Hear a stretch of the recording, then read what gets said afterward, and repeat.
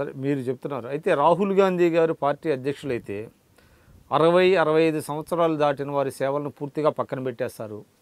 ఎవరైతే సీనియర్స్ ఉన్నారో వాళ్ళంతా ఇక వాళ్ళు జాబ్లెస్ అవుతారనేటువంటి ఒక భయం ఆందోళన కూడా కాంగ్రెస్లో పార్టీలో ఉన్నాయి అనేటువంటిది వినపడుతున్నది. అది మీ దృష్టికి వచ్చిందా? అది ప్రచారం చేస్తున్న వాళ్ళు ఎంత దిగజారి ప్రచారం చేస్తున్నారంటే కాంగ్రెస్లో ఏదో ఒక అంతర్గత సంక్షోభాన్ని సృష్టించాలని ఒక ప్రయత్నం వాళ్ళు చేస్తున్నారు. కానీ వాళ్ళ కలలుగానే మిగిలిపోతాయి. ఏ కొడుకో ఏ బిడ్డో ఒక కన్న తల్లిదండ్రులు వృద్ధాప్యంలోకి వచ్చారని, వయసు మీరిందని వాళ్ళ పనులు వాళ్ళు చేసుకోలేకపోతున్నారని వాళ్ళని బజార్న పడేస్తారా? చేయరు కదా. పార్టీ కూడా అలాంటిదే. వాళ్ళు ఆ రోజు వాళ్ళ రక్త మాంసాలను దారబోసి పార్టీని నిర్మాణం చేసింది కాబట్టి ఈరోజు పార్టీ ఈ స్టేజ్లో ఉంది.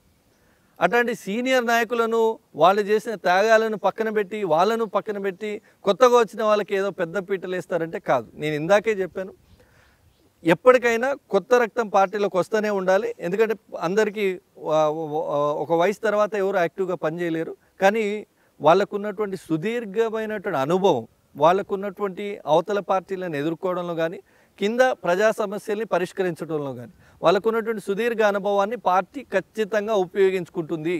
60 సంవత్సరాలు పైబడిన వాళ్ళని ఫీల్డ్లో ఉండొద్దు అంటున్నారు. అంటే 60 సంవత్సరాలంటే 60 సంవత్సరాలనే బెంచ్ మార్క్ కాదు. వయసు పైబడి క్షేత్రంలో ప్రజల సమస్యలు అంటే దన్నున పోయేటువంటి పరిస్థితి లేకుండా ప్రజల్లో తిరగలేనటువంటి పరిస్థితుల్లో ఉన్న నాయకులను పార్టీ సేవలకు, అంటే వీళ్ళకు మాలాంటి యంగ్స్టర్స్ ఎవరైతే ఉన్నారో మాకు గైడెన్స్ ఇవ్వడానికి కానీ, పార్టీ మేనిఫెస్టో తయారు చేయడానికి కానీ, పార్టీ ప్రణాళికలు తయారు చేయడానికి కానీ, ఒకవేళ ప్రభుత్వం ఉన్న రాష్ట్రాల్లో ఇంకా ఎంత మంచిగా పనిచేసి కార్యాలయాలకు పరిమితం కావాలంటారు, క్షేత్రస్థాయిలో కాకుండా. వాళ్ళు క్షేత్రస్థాయి ఇన్పుట్స్ మీనే వాళ్ళు 60 ఏళ్ళ నుంచి క్షేత్రంలో పనిచేస్తూ ఉంటారు కదా. 60 ఏళ్ళ తర్వాత కూడా ఇంకా వాళ్ళను క్షేత్రంలో పనిచేయమంటే మన ఇంట్లో అమ్మా నాన్నలు 60 ఏళ్ళు దాటినాక మీకు చేతగాపోయినా పోయి పని చేసుకొని తీసుకురండి అన్నట్టుగా ఉంటుంది. సో వాళ్ళు 60 ఏళ్ళు దాటిన తర్వాత వాళ్ళని మనం గౌరవించుకోవాలి. 60 ఏళ్ళు అంటే దాదాపు ఒక 20 ఏళ్ళు రాజకీయాలకు 20 ఏళ్ళ వయసు అప్పుడు వచ్చిన 40 ఏళ్ళ వాళ్ళ పీక్ ఆఫ్ దేర్ యూత్ వాళ్ళ ఒక వయసుని రాజకీయాలు వెచ్చించున్నారు. రాజకీయాల్లో కొనసాగడం అంటే ఈరోజు సమాజంలో ఉన్నటువంటి చెడు భావన తప్పండి. రాజకీయాల్లో కొనసాగాలంటే చాలా వరకు వ్యక్తిగత జీవితాన్ని త్యాగం చేయాల్సి ఉంటుంది. చాలా వరకు కుటుంబము లేదు, పెళ్ళం లేదు, పిల్లలు లేరు, మన వెల్ విషర్స్ లేరు. ఇలా పార్టీ మీటింగ్ ఉంటుంది, ఊళ్ళో ఒక ఫంక్షన్ ఉంటుంది. మరి ఊళ్ళో ఫంక్షన్ పోతే party meeting important, party meeting పోతే ఊళ్ళో ఫంక్షన్ ఇంపార్టెంట్. అంటే ఇట్లాంటి సందిగ్ధ పరిస్థితులలో రాజకీయ నాయకుడు రోజు కొట్టుమిట్టాడతాడు. వ్యక్తిగత జీవితాన్ని త్యాగం చేయాలి రాజకీయాలు ఉండాలంటే. వాడు 20 ఏళ్ళప్పుడు రాజకీయాల్లోకి వచ్చి 40 ఏళ్ళు పనిచేసి 60 ఏళ్ళు వచ్చినప్పుడు 40 ఏళ్ళు వాళ్ళ వ్యక్తిగత జీవితాన్ని త్యాగం చేసినట్టే కదా.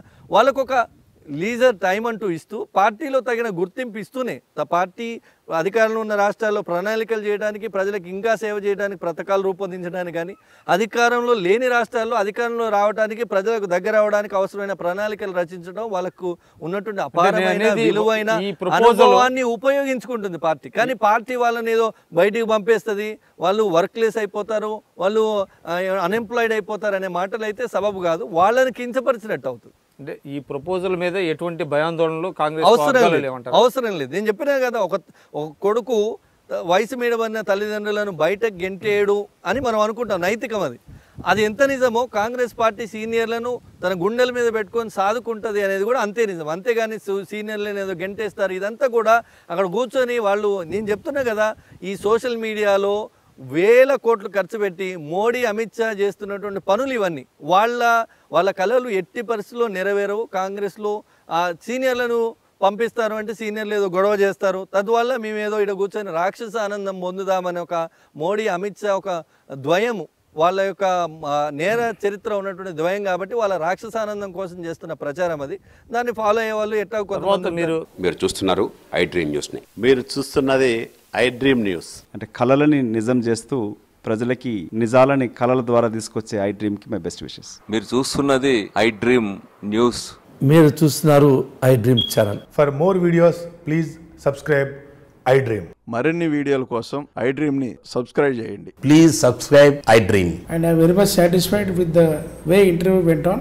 Kindly subscribe to I Dream. For more videos, subscribe to I Dream. And loads of fun entertainment and content. Do watch I Dream.